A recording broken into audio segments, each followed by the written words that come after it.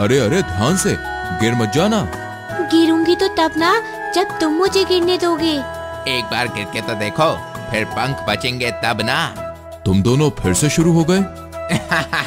वैसे भी सर्दी आने वाली है, इसे अभी खा लिया तो तब क्या खाएंगे। तू एक बार हाथ लगा कर तो देख, तुम्हारी पूंछ को घुमाकर कुत्ते से मोर ना बना दिया तो कहना। तुम दोनों लड़ना बंद करोगे? लो, माधव भी आ गया। फिर झगड़ा शुरू हो गया तुम दोनों का। ये मुझे फिर खाने की बात कर रहा था। हाँ तो खाई जाऊंगा। तुम जो परेशान होती हो ना, बस इसलिए वो तुम्हें परेशान करता है। खाना तो मैं देता हूँ रोज, वृक्ष भी रोजाना ताजे फल दे देता है खाने को।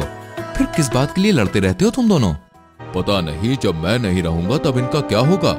नहीं नहीं, ऐसे मत बोलो। हम आगे से कभी नहीं लड़ेंगे। काश इस बात पर 5 मिनट भी कायम रह सको तुम लोग। मैं तो रह लूंगी, इसका पता नहीं।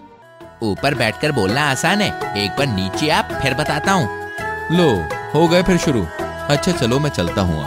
सब ठीक चल ही रहा था कि अचानक जानवरों और पंछियों के उड़ने की आवाज आने लगती है। तभी पता चलता है कि एक पागल हाथी जंगल के सभी वृक्ष उखाड़ रहा है और वो तेजी से हमारे जादुई वृक्ष की तरफ आ रहा है। तुम दोनों भाग जाओ, वो तुम दोनों को मार देगा। हम आपको छोड़कर नहीं जाने वाले। बच्चों जैसी बात मत करो। मेरी जड़ें इस जंगल में लगे सभी वृक्ष से मजबूत है, वो मेरा कुछ भी नहीं उखाड़ पाएगा। जाओ, तुम लोग जाओ यहाँ से। नहीं। शाम तक जंगल का एक एक हिस्सा उजड़ चुका था। चिक्की भी वापस आ चुकी थी और चिक्की और डॉग दोनों बदले की आग में जल रहे थे और हाथी को सबक सिखाना चाहते थे। लेकिन हाथी जैसे विशालकाय जीव के सामने उन जैसे निरीह प्राणियों का क्या बस चलता। तुमने क्या सोचा है? मुझे वुडपेकर से बात करनी होगी, एक प्लान तो है। बदले की आग चिक्की डुग्गू के साथ साथ जंगल के बाकी पक्षी और जानवरों को भी लगी हुई थी, जिनके घर उस हाथी ने उजाड़ दिए थे। ऐसे में सब मिलकर प्लान बनाते हैं।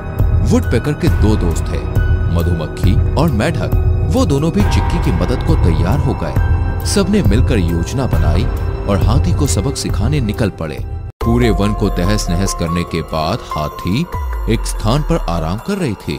उसे देख योजना अनुसार मधुमक्खी उसके कानों में भिनभिनाने लगी। हाथी का ध्यान उसकी तरफ गया ही था कि डॉग ने उसकी आंखों पर मिट्टी डाल दी। हाथी अपनी आंखों में पानी के छींटे मारकर उसे खोलना चाहती थी। तभी कुछ दूरी पर मेढक टर टर करने लगा।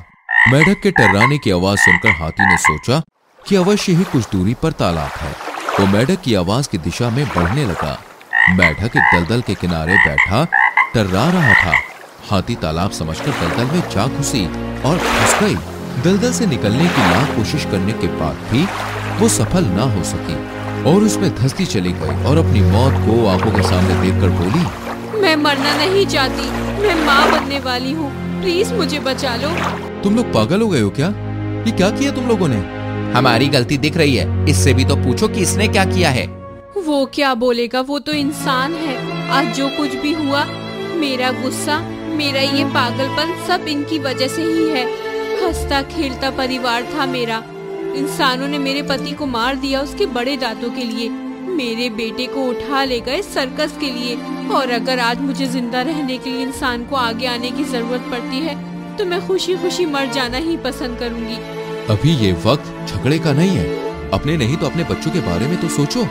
बाहर आने पर भी जब इंसानों ने उसे मार ही गिराना है तो इससे अच्छा है मैं यहीं मर जाऊं और वो भी मेरे साथ ही मर जाए। मैंने भी अपना परिवार खोया है, जिसकी वीडियो आई बटन में मिल जाएगी, लेकिन मैंने कभी इंसानों पर भरोसा कम नहीं किया। आज भी माधव जैसे इंसान ही है जिनकी वजह से हमें खाना और पानी मिलता है, वरना जंगल के इस शहर में हमारा जीना मुमकिन ही कहाँ है। कुछ देर चली इस बातचीत के बाद हाथी दलदल से बाहर आने को राजी हो जाती है और माधव उसे फॉरेस्ट डिपार्टमेंट के अधिकारियों को सौंप देता है, जो उसे वापस जंगल में भीतर छोड़ आते हैं। तुम्हें अब भी उसकी याद आती है क्या? उसे कौन भूल सकता है, और तुमको? ओहो, तो तुम दोनों यहीं तक जिंदा हो, इसे मोर नहीं बनाया अभी तक? तुम वापस आ गए। दोस्तों, हम भी कभी कभी इंसानों के बुरे बर्ताव की असल वजह जाने बिना ही उन्हें जज करने की भूल कर बैठते हैं। इसलिए ऐसे समय पर धैर्य से काम लेकर ही रिश्ते बनाए और निभाए जा सकते हैं।